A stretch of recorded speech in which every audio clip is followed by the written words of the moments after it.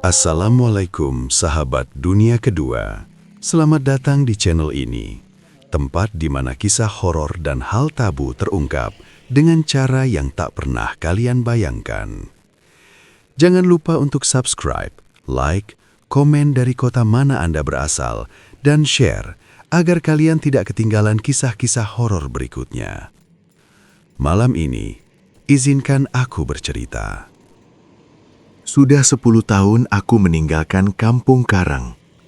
Kota besar telah membuatku lupa bagaimana rasanya menghirup udara yang benar-benar bersih, namun juga membuatku lupa betapa sunyinya suasana desa saat matahari mulai tenggelam. Sore itu aku melangkah turun dari bus antar kota dengan sebuah koper besar. Angin pegunungan menyambutku dengan embusan yang sedikit terlalu dingin untuk ukuran musim kemarau. Kampung Karang tidak banyak berubah. Jalanannya masih setapak, dikelilingi pohon-pohon besar yang daunnya rimbun menutupi cahaya langit. Namun ada satu hal yang langsung kurasakan berbeda. Keheningan. Biasanya jam 5 sore seperti ini anak-anak kecil masih berlarian atau ibu-ibu berkumpul di depan teras. Sekarang pintu-pintu rumah kayu di sepanjang jalan tertutup rapat. Gembok-gembok besar terpasang, seolah-olah mereka sedang bersembunyi dari sesuatu yang tidak terlihat. Aku berjalan menuju rumah peninggalan kakekku yang terletak agak di ujung kampung. Rumah itu besar, berdinding papan jati tua yang sudah menghitam dimakan usia. Tepat di samping rumah itu, ada sebuah area terbuka yang ditumbuhi semak belukar. Di sanalah ia berada. Sebuah sumur tua yang terbuat dari susunan batu kali hitam. Sumur itu tidak memiliki penutup, hanya ada katrol besi berkarat yang sesekali berderit tertiup angin. "Jangan terlalu lama menatap sumur itu, Nak." Sebuah suara parau mengejutkanku. Aku menoleh. Itu Pak RT. Wajahnya tampak jauh lebih tua dari yang kuingat. Matanya terlihat lelah, seolah dia sudah tidak tidur berhari-hari. "Oh, Pak RT, maaf, saya baru sampai. Kenapa kampung ini sepi sekali?" Tanyaku sambil menyalaminya. Pak RT tidak langsung menjawab. Dia melihat ke arah sumur tua itu dengan tatapan gelisah. Dunia sudah berubah, Karman. Sejak beberapa bulan lalu, sumur itu kembali hidup. Bukan airnya yang naik, tapi sesuatu yang lain. Sekarang, pastikan kau sudah masuk rumah sebelum jam 12 malam. Jangan buka pintu untuk siapapun, meski suaranya terdengar sangat kau kenal. Aku hanya tersenyum tipis, menganggap itu hanyalah mitos orang tua untuk menakuti pendatang. Aku masuk ke rumah kakekku, membersihkan debu yang menebal dan menyalakan lampu minyak, karena listrik di bagian ujung kampung ini sering padam. Malam pertama terasa sangat panjang. Aku merebahkan diri di tempat tidur kayu yang berderit. Suasana sangat sunyi sampai aku bisa mendengar detak jam dinding di ruang tamu. Namun, tepat saat jam menunjukkan pukul 12 malam, keheningan itu pecah. Krit, krit, krit. Itu suara katrol sumur di luar. Seseorang sedang menimba air. Aku mengernyitkan dahi. Siapa yang menimba air di tengah malam buta dalam kegelapan total? Aku bangkit dari tempat tidur dan mengintip dari celah jendela kayu yang sedikit terbuka. Di bawah sinar bulan yang pucat, aku melihat katrol sumur itu berputar sendiri. Talinya bergerak naik turun dengan ritme yang teratur. Tidak ada orang di sana. Tidak ada tangan yang memegang tali itu. Hanya ada bayangan hitam pekat yang berdiri diam tepat di pinggir sumur, menatap ke arah jendelaku. Bayangan itu tidak memiliki wajah, hanya bentuk tubuh manusia yang seolah-olah terbuat dari asap hitam. Jantungku berdegup kencang. Aku segera menjauh dari jendela dan menutupnya rapat-rapat. Aku mencoba meyakinkan diri bahwa itu hanyalah ilusi sinar bulan dan pepohonan. Namun, sesaat kemudian terdengar suara ketukan pelan di pintu depan. Tok, tok, tok.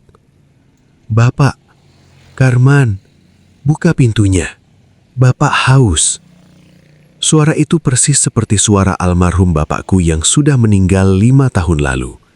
Bulu kuduku berdiri tegak. Aku teringat pesan Pak RT. Jangan buka pintu untuk siapapun, meski suaranya terdengar sangat kau kenal. Aku duduk meringkuk di pojok tempat tidur, memegang erat selimutku, menyadari bahwa kepulanganku kali ini tidak akan sesederhana yang kubayangkan. Teror dari sumur tua itu baru saja bermulai. Pagi harinya aku terbangun dengan kepala yang berat. Cahaya matahari menembus celah-celah papan dinding rumah kakek, memberikan sedikit rasa aman yang semu. Kejadian semalam masih terekam jelas di benakku. Kak Trol yang berputar sendiri, bayangan hitam itu, dan suara bapak yang memanggil. Aku keluar dari rumah dengan waspada. Matahari sudah cukup tinggi, tapi kampung Karang masih terasa dingin. Langkah kakiku membawaku ke area sumur tua di samping rumah. Aku ingin memastikan apa yang kulihat semalam adalah nyata. Sumur itu tampak tenang. Airnya yang keruh memantulkan langit pagi yang mendung. Di sekelilingnya, rumput-rumput liar terlihat basah, tapi tidak ada jejak manusia. Yang kutemukan hanyalah seekor kucing desa yang sedang mengendus-ngendus di pinggir batu sumur. Matanya menatap tajam ke dasar sumur, seolah melihat sesuatu yang tidak bisa kulihat. Sambil berjalan menuju warung Busum, satu-satunya warung yang buka di pagi hari, aku melihat warga kampung mulai beraktivitas. Mereka berjalan bergegas, kepala tertunduk, dan jarang bertegur sapa. Di warung Busum, suasananya sama tegangnya. "Busum, kopi hitam 1 dan pisang goreng ya," kataku, mencoba bersikap biasa. Busum, seorang wanita paruh baya yang biasanya ceria, menyapaku dengan senyum paksa. "Oh, Nak Karman, sudah lama tidak kelihatan. Semalam tidur nyenyak?" Pertanyaannya sederhana, tapi nada suaranya penuh selidik. Aku terdiam sejenak. "Lumayan, Bu, tapi agak terganggu suara katrol sumur. Ada yang ambil air tengah malam ya?" Wajah Busum langsung memucat. Dia meletakkan cangkir kopi dengan sedikit kasar. 2 orang bapak yang sedang duduk di sudut warung langsung menghentikan pembicaraan mereka dan menatapku. "Nak Karman, tidak ada yang berani mendekati sumur itu setelah maghrib," kata Busum dengan suara berbisik yang gemetar. "Siapapun, yang kau dengar itu adalah dia, penunggunya." Salah satu bapak di sudut warung mendekat, namanya Pak Parto. "Kau harus hati-hati, Man. Sejak kau pulang, sumur itu semakin aktif. Semalam Pak RT bilang pintu rumahnya diketuk berulang kali oleh suara yang mirip istrinya yang sedang di sawah. Penunggu itu suka mempermainkan kita. Dia menjahili siapa saja dengan cara yang paling membuat kita takut." Aku mendengarkan dengan seksama, meskipun logika kotaku menolak untuk mempercayainya. Tapi pengalaman semalam sulit untuk dibantah. Penunggu sumur itu tidak menyukai keberadaanku, atau mungkin dia justru menyukainya karena aku adalah mainan baru. Malam kedua tiba. Kali ini, aku sudah bersiap. Pintu depan dikunci ganda dan lampu minyak kunyalakan lebih terang. Aku mencoba membaca buku untuk mengalihkan pikiran, namun sia-sia. Setiap suara kecil membuatku terlonjak. Tepat pukul 12 malam, suasana menjadi sangat dingin secara tiba-tiba. Aku bisa melihat nafasku sendiri mengembun di udara malam yang beku. Wush. Pintu kamarku terbuka sedikit karena embusan angin yang kencang, padahal semua jendela tertutup. Aku bangkit untuk menutupnya, namun langkahku terhenti. Di ruang tamu yang remang-remang, aku melihat seorang wanita duduk membelakangiku di atas kursi kayu. Dia mengenakan kebaya tua berwarna pudar, rambutnya panjang terurai berantakan. "Permisi, siapa itu?" tanyaku. Suaraku bergetar. Wanita itu diam. Perlahan dia mulai menangis. Isak tangisnya pilu, seolah-olah dia sedang menanggung beban yang sangat berat. Tapi ada yang aneh, meskipun aku bisa mendengar suaranya dengan jelas, tubuhnya tidak terlihat gemetar sedikit pun seperti orang yang sedang menangis. Bayangannya di lantai tampak tidak bergerak. Tiba-tiba, tangisannya berhenti. Dia mulai berbalik perlahan.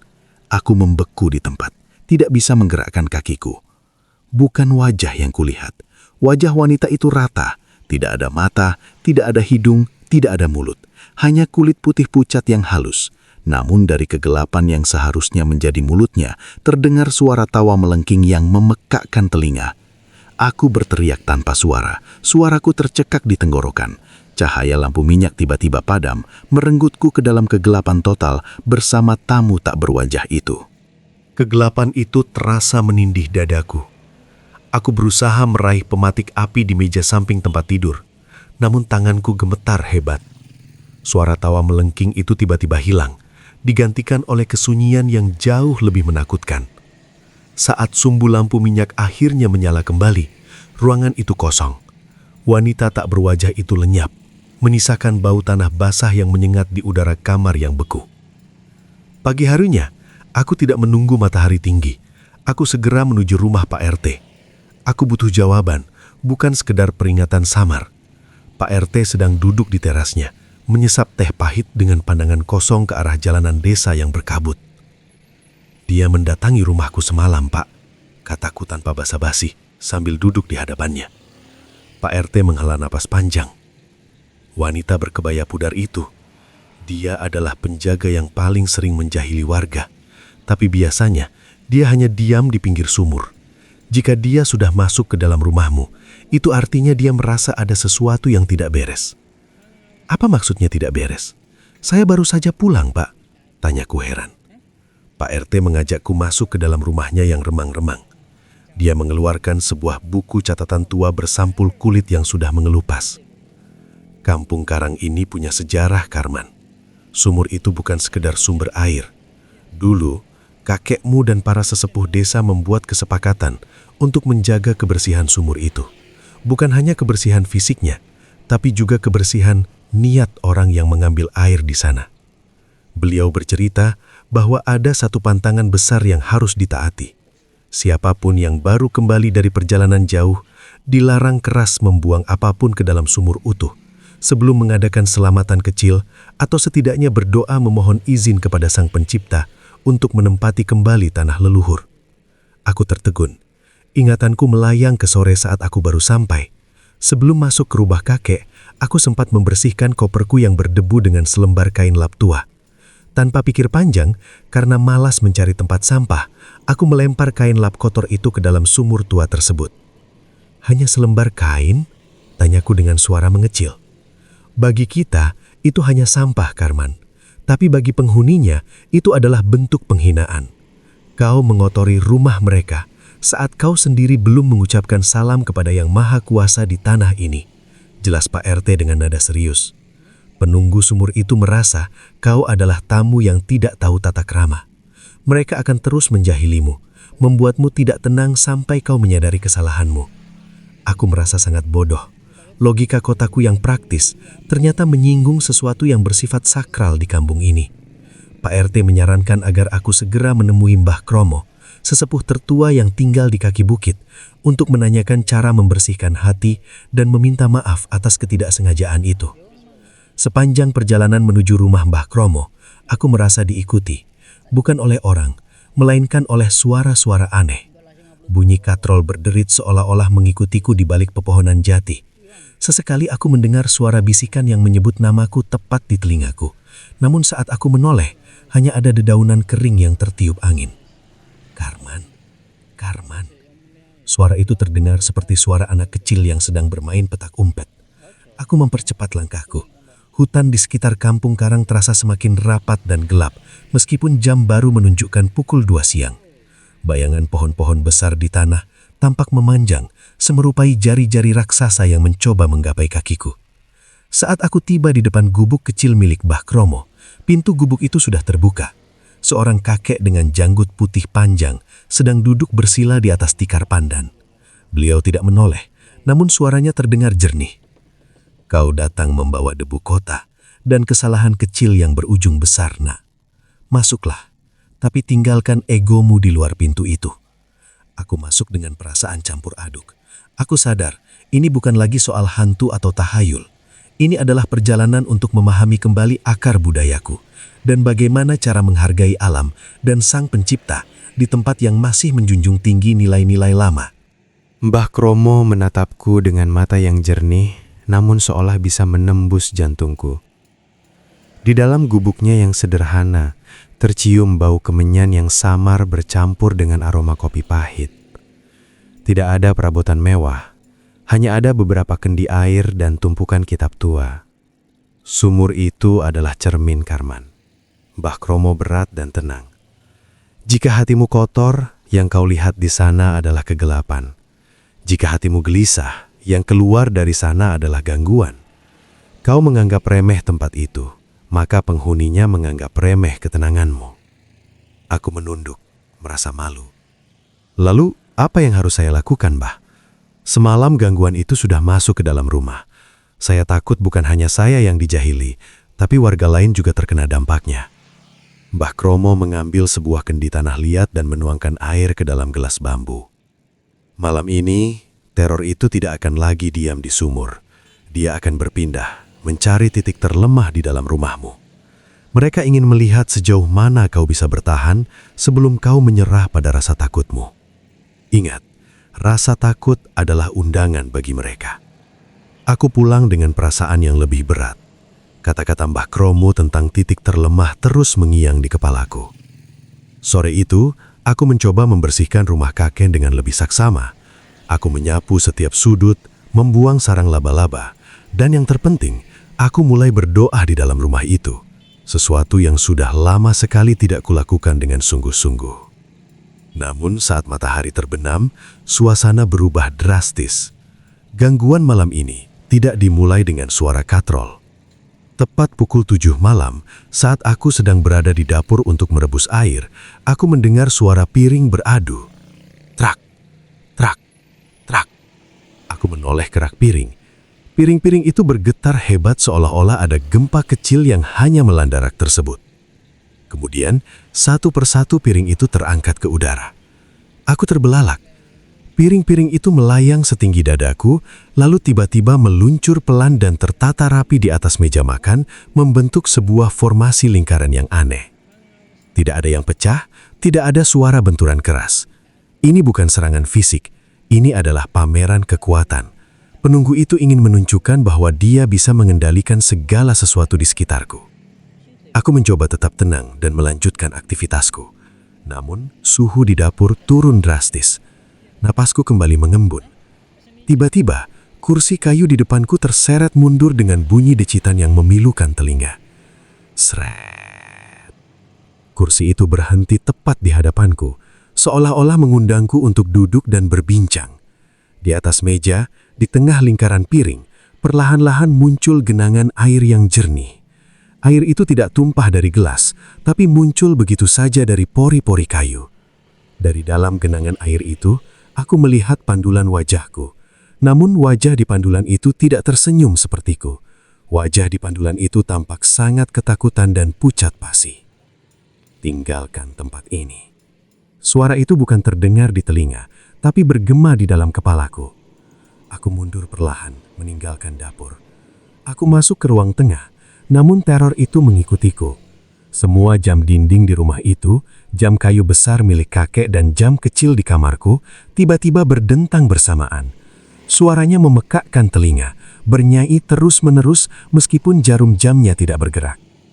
Aku mencoba menutup telinga, namun suara dentang itu berubah menjadi suara tawa anak-anak yang berlarian di atas plafon rumah. Suara langkah kaki kecil yang sangat cepat mondar-mandir dari ujung ruang tamu ke ujung dapur. "Cukup!" teriakku frustrasi. Seketika, semua suara berhenti. Kesunyian yang mencekam kembali melanda. Aku berdiri di tengah ruang tamu yang gelap, hanya diterangi cahaya bulan yang masuk dari celah atap. Tiba-tiba, aku merasakan sesuatu yang dingin menyentuh tengkukku. Rasanya seperti sentuhan jari-jari yang panjang dan basah. Aku tidak berani menoleh. Aku tahu, jika aku menoleh, aku akan memberikan apa yang mereka inginkan. Rasa takutku yang meledak. Dengan tangan gemetar, aku mulai melafalkan doa-doa pendek yang masih kuingat. Perlahan, rasa dingin di tengkukku hilang, namun bau tanah basah dari sumur itu kini memenuhi seluruh ruangan, seolah-olah sumur itu sendiri telah pindah ke dalam rumahku. Malam itu, bau tanah basah dari sumur tua seolah merembes masuk ke dalam pori-pori kayu dinding rumah.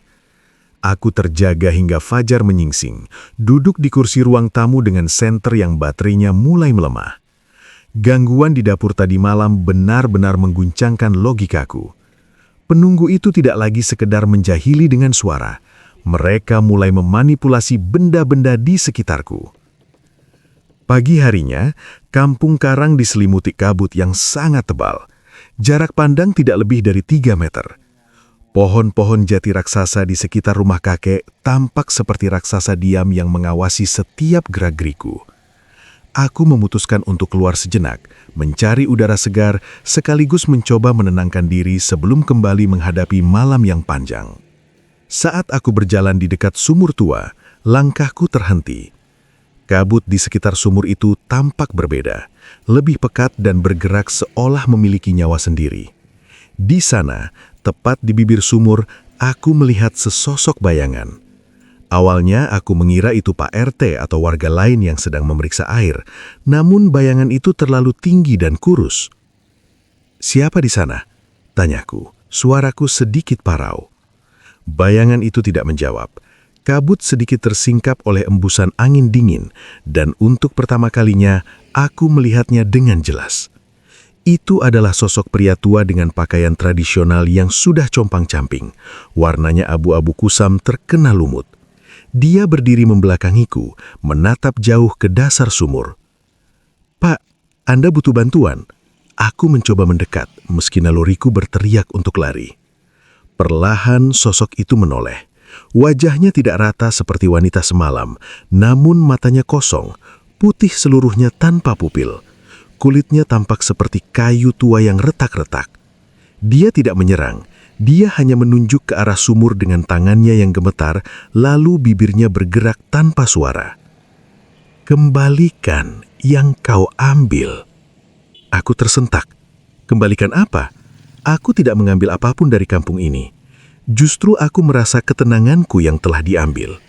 Belum sempat aku bertanya lagi, kabut tebal kembali menutupinya. Saat kabut itu menipis sedetik kemudian, sosok itu sudah lenyap. Hanya ada katrol besi yang berderit pelan seolah menertawakan kebingunganku. Aku kembali ke rumah dengan perasaan was-was. Ucapan sosok itu terus terngiang-ngiang. Apa maksudnya? Kembalikan. Apakah ini ada hubungannya dengan kain lap yang kubuang tempo hari, atau ada sesuatu yang lebih dalam dari masa lalu kakekku yang belum kuketahui? Menjelang sore, gangguan fisik mulai terjadi lagi, namun kali ini lebih personal. Saat aku sedang bercermin di kamar mandi untuk membasuh muka, bayanganku di cermin tidak mengikuti gerakanku. Saat aku menunduk mengambil handuk, bayanganku tetap berdiri tegak, menatapku dengan tatapan dingin dan penuh kebencian. Aku tertegun, tanganku kaku memegang handuk. Bayangan itu kemudian mengangkat tangannya dan menempelkannya ke kaca cermin. Dari sisi luar, kaca itu mulai mengembun dan sebuah tulisan muncul di sana, seolah-olah ditulis oleh jari yang tak terlihat dari balik kaca. "Jangan lari." Ketakutan luar biasa menjalar dari ujung kaki hingga kepala. Ini bukan lagi sekedar keisengan penunggu sumur yang haus perhatian. Ini adalah intimidasi mental. Mereka ingin aku tetap di sini, terjebak dalam rasa takut yang mereka ciptakan sendiri. Aku menyadari bahwa kabut di luar sana bukan sekedar fenomena alam, tapi semacam pagar yang dibuat agar aku tidak bisa meninggalkan kampung karang sebelum urusanku dengan sumur itu selesai. Aku segera keluar dari kamar mandi dan menguncinya dari luar. Aku duduk di tengah rumah, menyalakan semua lampu yang ada, dan mulai berzikir dengan suara yang lebih keras. Aku teringat pesan Mbah Kromo, rasa takut adalah undangan. Aku harus menutup pintu hati itu rapat-rapat, namun bagaimana caranya ketika mata dan telingaku terus disuguhi hal-hal yang di luar nalar manusia? Malam itu, kampung karang seolah-olah ditelan oleh kegelapan yang lebih pekat dari biasanya. Kabut yang muncul sejak pagi tidak kunjung hilang, malah semakin menebal dan masuk ke sela-sela lantai papan rumah kakek. Aku tidak bisa memejamkan mata. Setiap kali aku mencoba berbaring, suara bisikan halus terdengar tepat di bawah tempat tidurku, seperti suara kuku yang menggaruk kayu dengan sangat pelan. Srek, srek, srek. Aku memberanikan diri mengintip ke bawah kolong tempat tidur dengan senter. Kosong. Namun saat aku mengangkat kepala, aku menyadari sesuatu yang mengerikan. Semua perabotan di kamarku, lemari baju, meja rias, hingga kursi kayu telah bergeser beberapa inci dari posisi aslinya. Mereka seolah-olah bergerak setiap kali aku berkedip. Aku memutuskan keluar dari kamar dan menuju ruang tamu. Di sana, aku terkejut melihat Pak RT sudah berdiri di depan pintu rumahku. Wajahnya pucat pasi di bawah sinar bulan yang tertutup kabut. "Karman, kau harus keluar. Seluruh kampung sedang gelisah," bisiknya dengan suara gemetar. Aku membuka pintu dan melihat pemandangan yang takkan pernah kulupakan. Di sepanjang jalan setapak Kampung Karang, warga keluar dari rumah mereka, bukan untuk berkumpul, tapi mereka semua berdiri diam di depan halaman masing-masing menghadap ke arah yang sama, sumur tua di samping rumahku. Mereka seperti sedang dalam keadaan tidak sadar. Mata mereka terbuka lebar namun kosong. "Apa yang terjadi pada mereka, Pak?" tanyaku ngeri. "Sumur itu memanggil mereka, Karman. Sejak kau membuang barang ke sana, sesuatu di dasar sumur merasa terusik dan kini menarik energi dari seluruh warga untuk menampakkan wujudnya yang utuh." Tiba-tiba, suara derit katrol sumur terdengar sangat kencang. Krit, krit. Suaranya menggema ke seluruh penjuru kampung, memecah kesunyian malam. Secara serempak, warga yang berdiri diam tadi mulai melangkah perlahan menuju sumur itu. Langkah mereka kaku, menyerupai robot. Aku berlari ke arah sumur, mencoba menghalangi warga. "Berhenti, kembalilah ke rumah kalian!"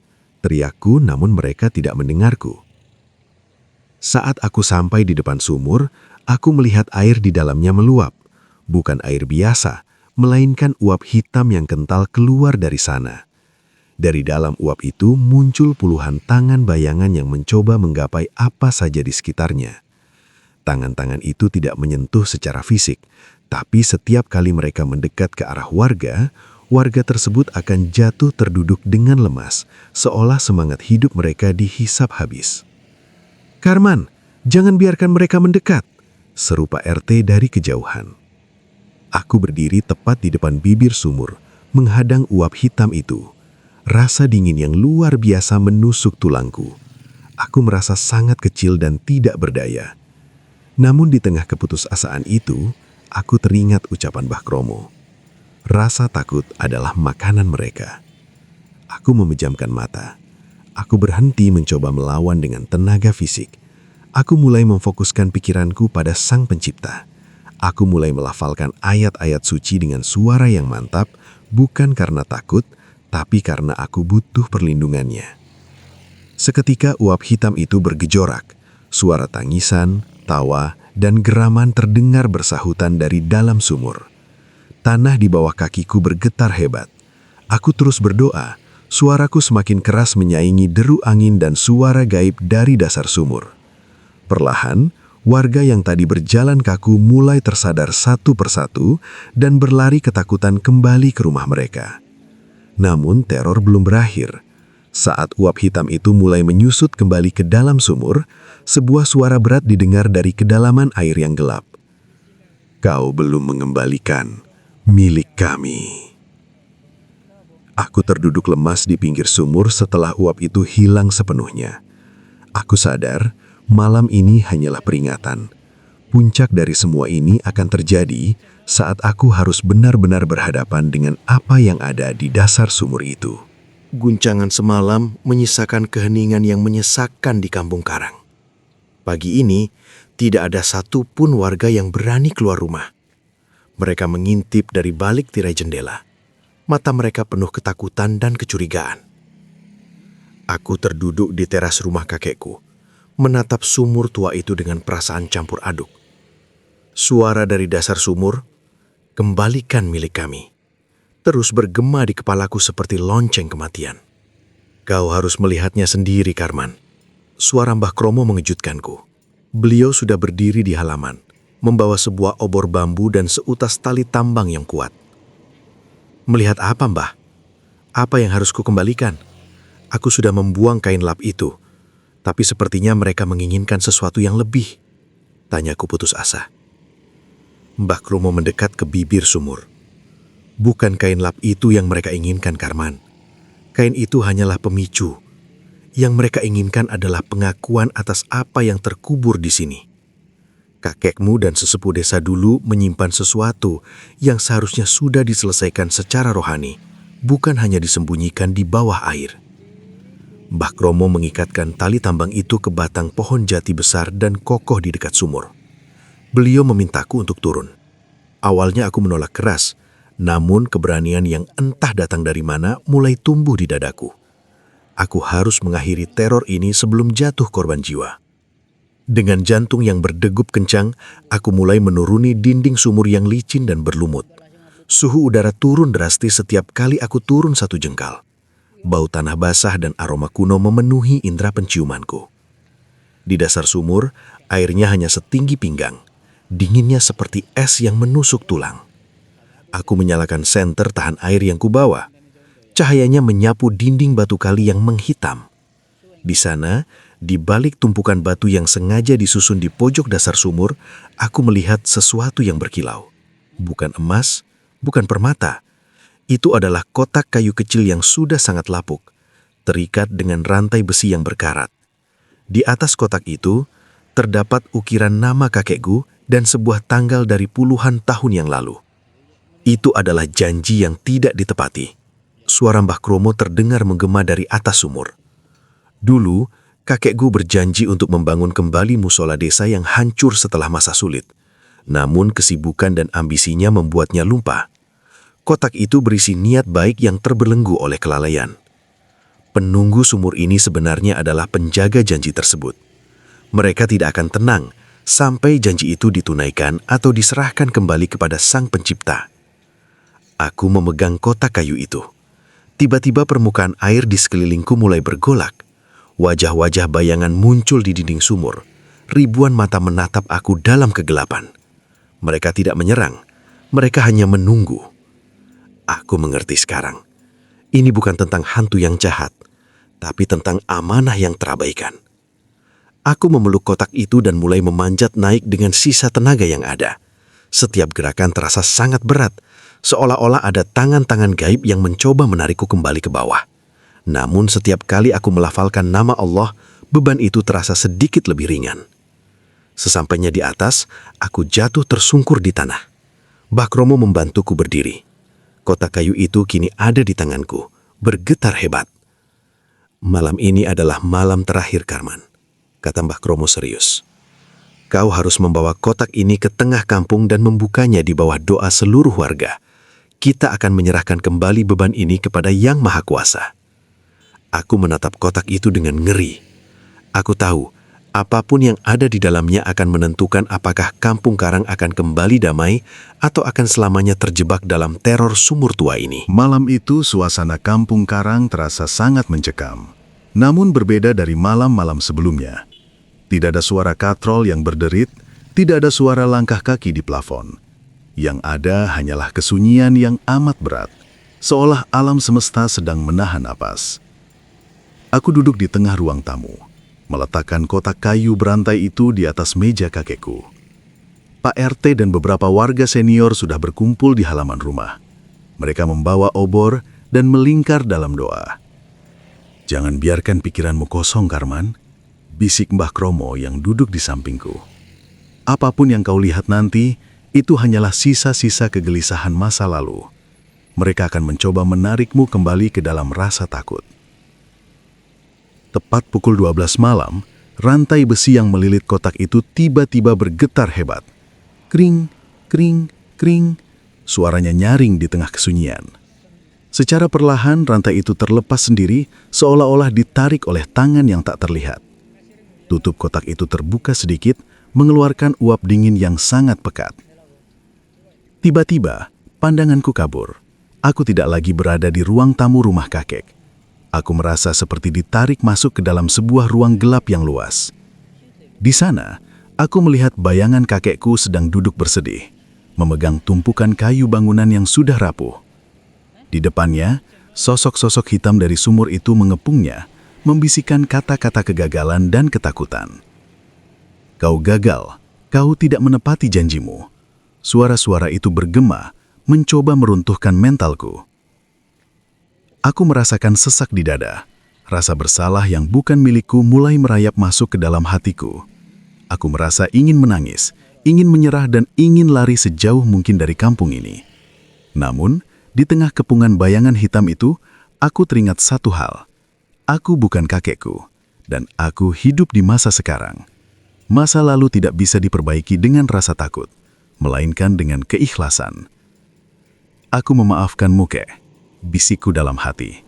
Dan aku berjanji akan menyelesaikan apa yang belum selesai dengan cara yang benar. Seketika, bayangan-bayangan hitam itu menjerit. Suaranya bukan lagi suara seram, melainkan suara kesakitan yang perlahan memudar. Aku mulai melafalkan doa-doa perlindungan dengan penuh keyakinan. Setiap kata yang kuucapkan terasa seperti cahaya yang mengikis kegelapan di sekelilingku. Aku membuka mata. Aku kembali berada di ruang tamu. Kotak itu kini terbuka lebar. Namun di dalamnya tidak ada benda fisik, hanya ada segumpal debu yang perlahan tertiup angin dan menghilang. Bau tanah basah yang selama ini menghantui rumah mulai berganti dengan aroma harum kayu jati yang kering. Di luar, warga mulai bersorak pelan. Kabut tebal yang menyelimuti kampung selama berhari-hari perlahan-lahan mulai tersingkap, memperlihatkan taburan bintang di langit malam yang selama ini tertutup. Penunggu sumur itu tidak benar-benar pergi. Namun mereka tidak lagi memiliki alasan untuk menjahiliku. Mereka kembali menjadi penjaga alam yang tenang, bukan lagi pengejar rasa takut. Kau sudah melakukannya, Karman. Pak RT masuk dan menepuk bahuku. Kau tidak hanya melawan hantu, tapi kau melawan rasa takutmu sendiri. Aku menarik napas panjang. Beban di pundakku terasa hilang. Namun aku tahu tugas terakhirku belum selesai. Aku harus memastikan bahwa pelajaran ini tidak akan pernah dilupakan olehku dan oleh seluruh warga Kampung Karang.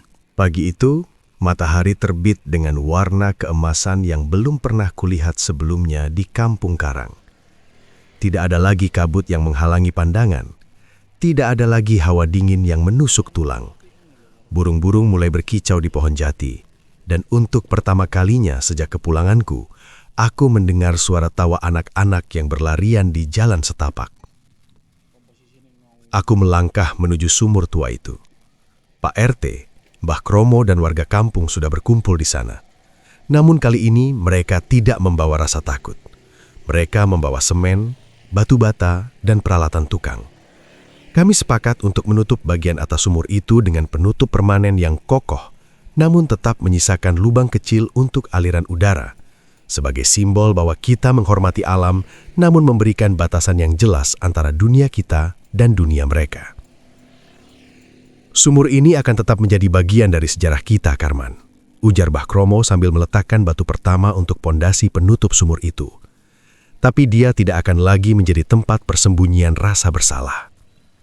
Aku ikut membantu. Setiap adukan semen yang kutuangkan terasa seperti mengubur satu persatu kenangan buruk yang terjadi selama 9 hari terakhir.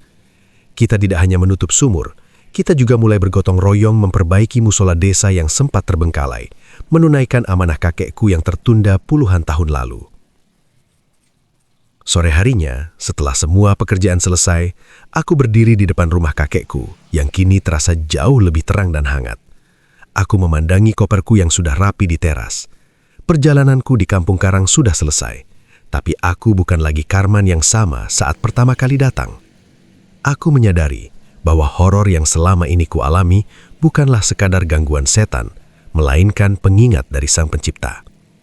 Kita seringkali terlalu sibuk dengan urusan dunia hingga melupakan janji, melupakan tata krama terhadap alam, dan yang paling fatal, melupakan perlindungannya. Teror itu adalah cara semesta menarikku kembali untuk lebih mendekatkan diri kepada Allah. Kau mau berangkat sekarang, Karman? Tanya Pak RT sambil membantuku mengangkat koper. Iya, Pak. Tapi kali ini aku pergi dengan hati yang tenang, jawabku sambil tersenyum. Sebelum naik ke bus yang akan membawaku kembali ke kota, aku menyempatkan diri untuk bersujud di musola yang baru saja kami bersihkan. Di sana, dalam keheningan doa, aku menutup pintu masa horor itu untuk selamanya. Aku menyerahkan segala urusan gaib kepada sang pemilik segalanya. Aku melangkah naik ke bus, menoleh sekali lagi ke arah Kampung Karang. Sumur tua itu kini tampak seperti sumur biasa di pedesaan, tidak lagi menyeramkan. Hidup baruku mulai sekarang. Hidup yang lebih cerah, penuh syukur, dan selalu dalam lindungannya. Pelajaran dari cerita ini, janganlah kita mengabaikan amanah atau janji, sekecil apapun itu. Hormatilah tempat di mana kita berpijak. Dan yang paling utama, jangan biarkan rasa takut menguasai hati, karena perlindungan terbaik hanyalah datang dari Sang Pencipta. Teman-teman, itulah akhir dari kisah ini. Kalau cerita ini membuat kalian merinding, jangan lupa untuk subscribe, like, tinggalkan komen dari kota mana Anda berasal, dan share video ini agar semakin banyak yang bisa belajar dari cerita ini. Sampai jumpa di kisah berikutnya hanya di dunia kedua. Wassalamualaikum warahmatullahi wabarakatuh.